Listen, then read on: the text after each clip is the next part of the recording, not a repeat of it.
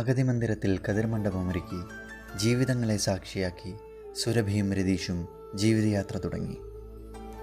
കൊടുമൺകുളത്തിനാൽ മഹാത്മാ ജീവകാരുണ്യ ഗ്രാമം ഒരു വ്യത്യസ്ത ചടങ്ങിനെന്ന് വേദിയായി.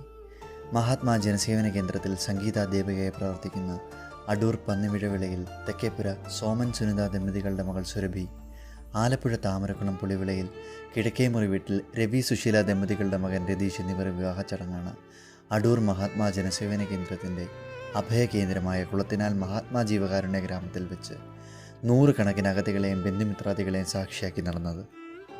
കലാമണ്ഡലത്തിൽ നിന്നും സംഗീത ബിരുദം നേടിയ സുരഭി കഴിഞ്ഞ 3 വർഷമായി മഹാത്മയിലെ കുടുംബങ്ങൾക്കും പ്രവർത്തകർക്കും കുട്ടികൾക്കും സംഗീതം പഠിപ്പിച്ചു വരികയാണ്. തൻ്റെ ജീവിതത്തിൻ്റെ തന്നെ ഭാഗമായ മഹാത്മയിലെ അംഗങ്ങൾക്കൊപ്പമാവണം തൻ്റെ വിവാഹമെന്നും അല്ലാതൊരു സ്ഥലത്ത് നടത്തിയാൽ ഇവർക്ക് ആർക്കും പങ്കെടുക്കാൻ കഴിവില്ലാത്തതുകൊണ്ടുമാണ് മഹാത്മയിൽ വെച്ച് വിവാഹം നടത്താൻ തീരുമാനിച്ചത്.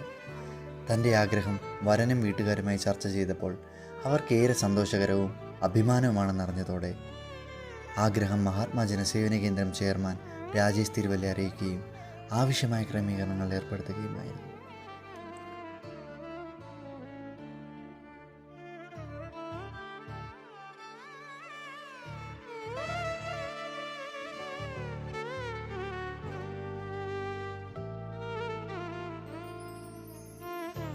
സുരഭിയുടെ തീരുമാനം അറിഞ്ഞ സഹപ്രവർത്തകർ കല്യാണ സദ്യയുടെ ഉത്തരവാദിത്തം കൂടിയേറ്റതോടെ വിവാഹ ചടങ്ങ് സ്നേഹത്തിൻ്റെയും ഒരുമയുടെയും ആഘോഷമായി മാറി.